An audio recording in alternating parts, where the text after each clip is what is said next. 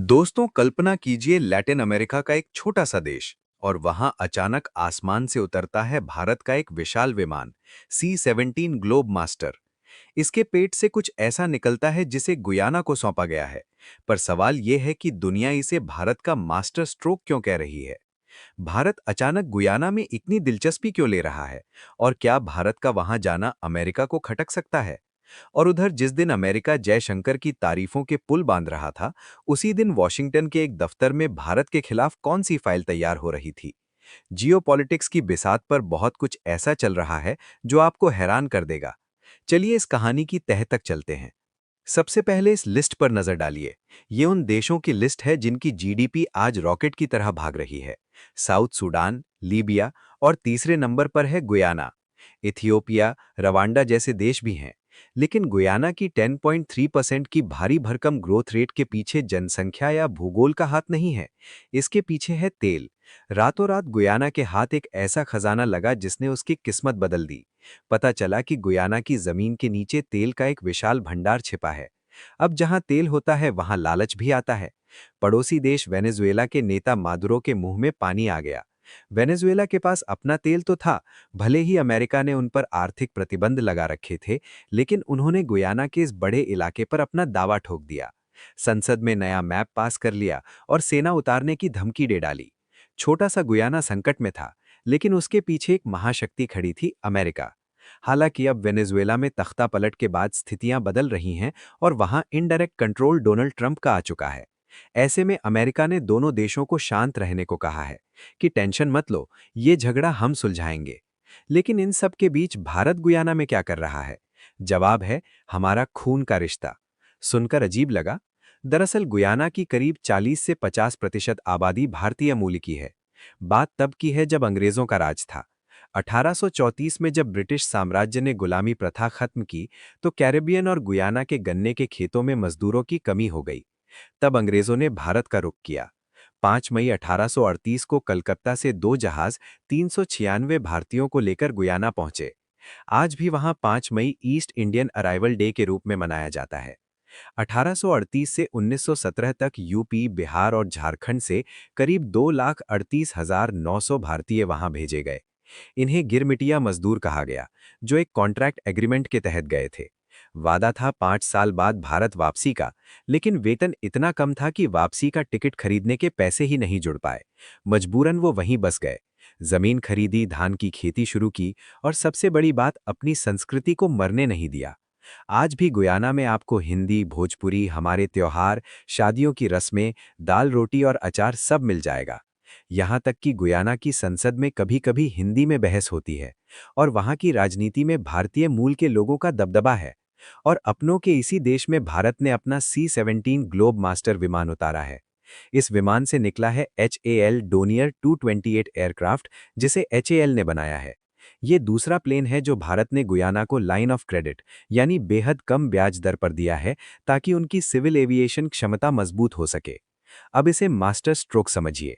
Guyana के पास करीब 11 अरब barrel तेल का खजाना है। गुयाना के साथ इस वक्त अमेरिका और भारत दोनों खड़े हैं। भारत चाहता है कि गुयाना अपने तेल का व्यापार भारत के साथ करे, जिसकी डील पहले ही फाइनल हो चुकी है। पर कहानी में एक आखिरी पेंच है। लैटिन लैटिन अमेरिका में भारत का ऐसे घुसना इतना आसान नहीं है। स्क्रीन पर चल रहा ये वीडियो देखिए और सुनिए। इस वीडियो में अमेरिकी नेता हेक्सेथ ने दबी जबान में एक बात बिल्कुल साफ कर दी है। लैटिन अमेरिका अमेरिका का इलाका है। वहां होने वाली कोई भी गतिविधि अमेरिका के लिए बहुत मायने रखती है।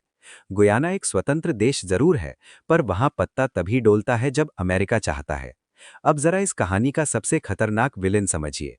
आपने चीन की डेब्ट ट्रैप यानी कर्ज के जाल वाली चाल तो सुनी होगी, जहां वो अफ्रीका और लैटिन अमेरिका में भारी भरकम लोन देता है और बदले में उनके बंदरगाहों पर कब्जा कर लेता है। लेकिन इसके ठीक उलट, भारत गुयाना में एक बिल्कुल अनोखा खेल खेल रहा है, जिसे हम सॉफ्ट हार्ड पावर ब्लेंड कह सकते हैं। यानी सांस्कृतिक अपनापन भी और रक्षा के क्षेत्र में मदद भी। भारत के एक्सिम बैंक ने गुयाना को 23.27 मिलियन का रक्षा लोन दिया है। अब जरा सोचिए, गुयाना जैसे देश के लिए, जिसके पास तेल का अकूत भंडार है और जिसकी इकोनॉमी रॉकेट की तरह उड़ रही है, उसके सामने ये रकम कितनी छोटी है। इसका सीधा सा मतलब है कि भारत चीन की तरह गुयाना को किसी कर्ज के जाल में नहीं फंसा रहा है।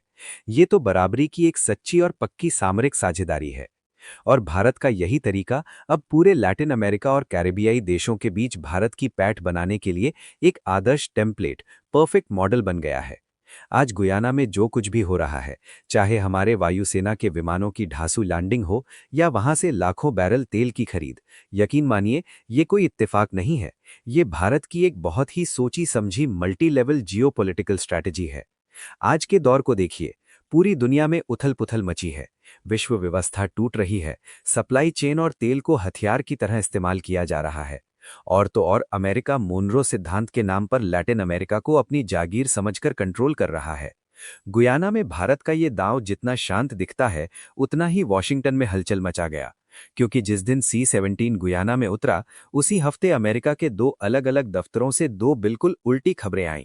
एक भारत की तारीफ कर रही थी, दूसरी भारत के खिलाफ रिपोर्ट लेकर आई। यही है असली अमेरिका। एक हाथ से दोस्ती, दूसरे हाथ से दबाव।